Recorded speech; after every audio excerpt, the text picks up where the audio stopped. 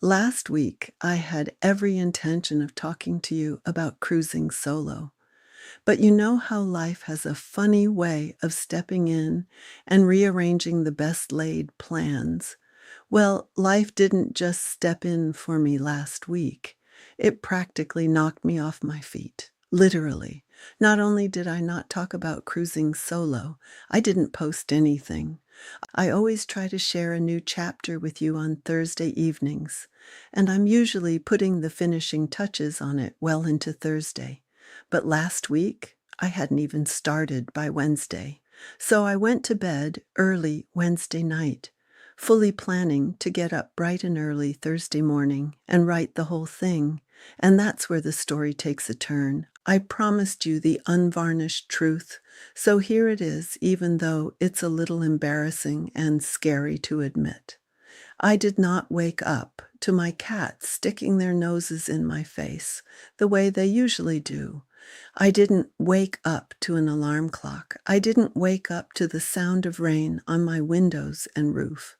I woke up in a crumpled heap at the bottom of a 15-step staircase. My first thought was, what the heck? My second thought was, did I break anything? And my third thought, oh my goodness, I am a hot mess. I took a moment to gather myself and do a mental inventory. Nothing broken, thankfully. Just bruised, and I mean bruised.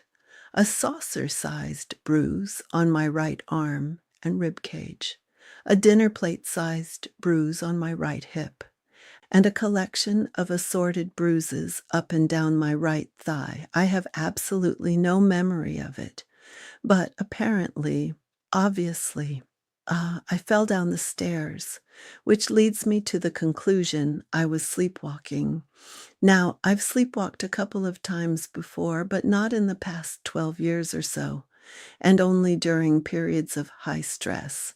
And honestly, stress isn't really on my radar right now.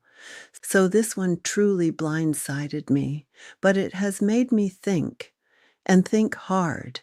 What if I had seriously injured myself?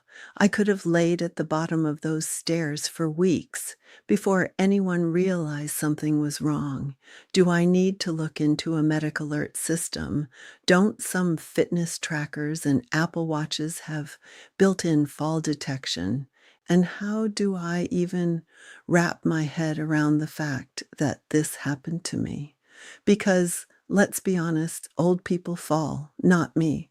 I just went for a little midnight stroll before I woke up, right? But here's the thing, I don't want to break a hip, or my neck, or anything else for that matter. I don't want to sleepwalk out an open door and accidentally let my precious fur babies loose. I don't want to wander into the kitchen and cause a gas explosion or start a fire in my sleep. When this happened to me years ago, Mike was here. Once he knew it was a possibility, he was always alert, always aware of whether I was truly awake when I got out of bed. I thought I had prepared myself well for living life on my own. But this is one thing I hadn't thought about. So here's where things stand right now. I'm taking some Tylenol, using my patches, spending quality time with my heating pad, and sleeping downstairs on the sofa for the time being.